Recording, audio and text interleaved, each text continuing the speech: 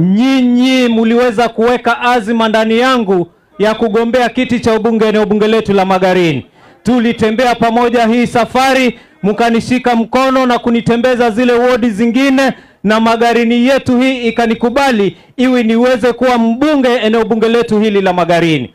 Lakini wakati matokeo yalipotangazwa tofauti na matarajio yetu, wale jamaa wakatuibia, na baada ya kuwapeleka kotini tukapata kuchunguza na kuona kwamba kweli tulikuwa tumewashinda na wingi wa kura ambazo nyinyi mlikuwa mmepiga.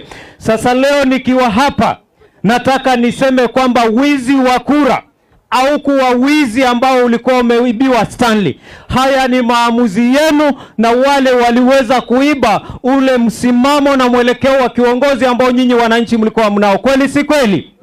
Sasa mahakama baada ya kuona kwamba haki ilikuwa imehujumiwa, wakaweza kutupatia nafasi ya pili ya kurudi kwa uwanja, na tarehe 27 mwezi wa 11 tumepewa nafasi ili tuweze kuthibitishia ulimwengu kwamba sisi watu wa Marereni, sisi watu wa Magarini ni watu wa haki, na tuko tayari kusimama na Stanley Karisa Kenga ili aweze kuwa mbunge atakayeokoa eneo bunge letu la Magarini. Ni wangapi tunasema tutatembea na Stanley jameni? Leo viongozi mlio hapa, nimewaleta nyumbani kwa wazazi wangu, nimewaleta nyumbani kwa ndugu zangu, nimewaleta nyumbani kwa watoto wetu, ili sote kwa pamoja tuweze kusimama katika haki na kuhakikisha kwamba tarehe 27 mwezi wa 11, na hii tarehe 27 sio mwezi unaokuja, sio wiki ingine, ni wiki kesho, wiki inayokuja, kwamba siku ya Alhamisi wiki inayokuja tusimame. Na mimi nimezungumza na mabwana na wakasema tunataka kupeleka nyumbani uongozi wa gharama na maendeleo ya Kobe. Tunapeleka nyumbani nini? Uongozi wa gharama na maendeleo ya Kobe. Sisi tunataka uongozi ambao haupeani gharama kwa mwananchi. Kweli si kweli? Tunataka maendeleo ambao yatakuja kwa mwendo wa kasi, sio mwendo wa Kobe. Kweli si kweli? Na hiyo ndio mwelekeo na msimamo ambao tokea jana, tukiwa Chakama, tukiwa Garashi, tukiwa Marafa, tukiwa Adu, Sabaki, Gongoni, na leo tukiwa hapa Marereni na Bomani, jamii nzima ya Magarini, mwelekeo ni kwamba tunataka maendeleo ya kasi, na mwenye atatuletea maendeleo ya kasi si mwingine ni Stanley Karisa Kenga. Mimi nataka niwaeleze hivi, mwezi wa 9 mwaka huu, maisha yangu yote ndio mwezi umekuwa na changamoto nyingi sana, kwa sababu hawa mabwana waliniita, wakanikalisha na wakasema wanataka kunipatia pesa eti nisiweze kuwa kwa uongozi. Mimi nikawaambia hii by election ya Magarini imekuja kwa sababu Stanley, baada ya wao kuibia wana Magarini kura zao, ndio maana sisi tukaamua tuingie mahakamani ili tuende tudai haki yetu. Wakati nikiwaambia hivyo, nikawaambia mturuhusu tupate nafasi ya kuwa kwa debe ndio tuweze kukomboa Magarini. Wakasema haitawezekana, hebu chukua hongo ili usiweze kuwa kwa debe. Mimi nikakataa hongo yao, wakaniongezea hongo na kazi pia, wakawa wananionga kazi, na mimi nikakataa, nikasema lazima tukue kwa debe. Nataka niwashukuru wao viongozi, walikaa pamoja wakaitana na wakasema tumtafute Stanley ili tuweze kumsaidia, tumkomboe, tuhakikishe kwamba ameweza kuwa kwa debe. Na DCP kanishika mkono na wakasema ni lazima tuweze kuwa kwa debe na wananchi wenyewe wa Magarini waweze kufanya uamuzi. Ni wangapi tunasema tutatembea na Stanley jameni? Wale tutatembea na Stanley tarehe 27. Leo tukiwa hapa, ama bwana hawana agenda. Agenda yao ni kwamba muda ni mfupi. Wanasema hawasemi ati muda ni mfupi, lakini sisi viongozi tulio hapa tunawauliza kwa ule muda mrefu walikuwa kwa uongozi, ni kipi ambacho wanaweza kutuonyesha kama jamii ya Magarini? Je, kuna chochote tunaweza kufurahikia?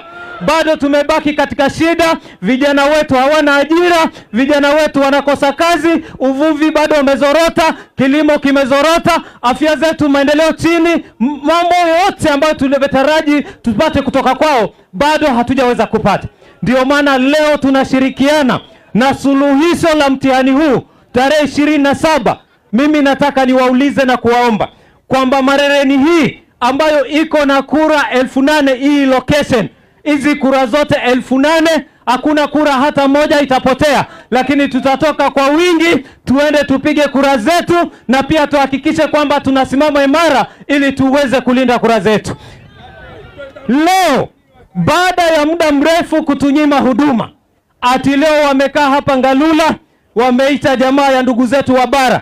Nyinyi mliwahitaji muda mrefu, hamkuwaona, kweli si kweli? Tulihitaji wakuje wakite kambi Marereni ili watatue matatizo ambayo yako na sisi hapa, ili tuweze kupata maendeleo, lakini wakatunyima muda wote. Lakini leo kwa sababu ya by election wanazunguka kila mahali, mara wanahitaji viongozi wa dini, mara wanatishia wazee wetu wa vijiji. Lakini nataka niwashukuru wazee wa vijiji wa Magarini, kwa sababu nyinyi mmeonyesha msimamo na mmesema kamwe hamtapangwa, bali Magarini yetu hii tutaipanga wenyewe kwa kuchagua kiongozi bora atakayetuletea maendeleo. Nataka niwapongeze sana, na hii ndio kauli na msimamo ambao jamii ya Marereni wako tayari tutembee pamoja na jamii ya Magarini nzima, ili tuhakikishe kwamba hii tumeweza kuikomboa. Nikiwa hapa nipeane salamu za kiongozi wa chama cha DCP. Amewasiliana na mimi na akasema ametuma hawa viongozi, lakini akasema rasmi kutoka kwangu niweze kuwasalimia. Amepeana salamu zake kwa watu wa Marereni, watu wa Magarini, na anaahidi kufika hapa kwetu Marereni ili kusherekea ule ushindi tarehe 27 baada ya kufanya maamuzi. Kwa hivyo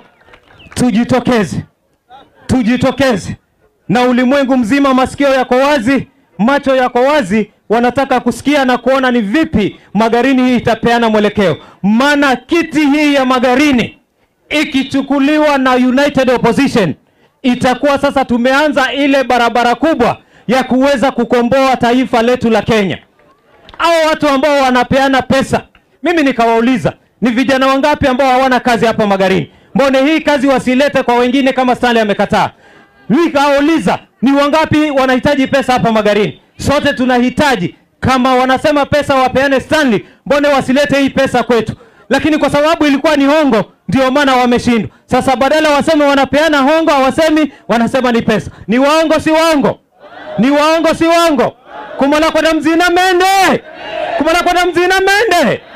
Ili tuweze kubadilisha uongozi bora utakaoboresha huduma, maendeleo, pamoja na ile ambao tumesema kwamba ili tutembee pamoja, ili tuwe sawa na jamii nzima ya Wakenya. Sura ya Kenya iko na sisi hapa, na kama sisi hatutakuwa katika hii sura ya Kenya, bila shaka tutakuwa katika mrengo ambao hautaweza kutufikisha pale tumelenga kama jamii. Kwa hivyo ni lazima tuisome vizuri siasa ya Kenya, na kufikia mwaka ujao mwezi wa 6, hata wale mnaona wako ile ngambo nyingine, wengi wamezungumza na Mheshimiwa Kalonzo. Tulikuwa sote kwa gari jana, hata leo tumetembea, wanasema si tuko huku, lakini sisi pia tunaunga mkono Stanley, na tunasubiri tu mwezi wa 6 mwaka ujao sote tunahama ili tuweze kuja na tuingie na kuunga mkono hii timu ambayo iko hapa siku ya leo.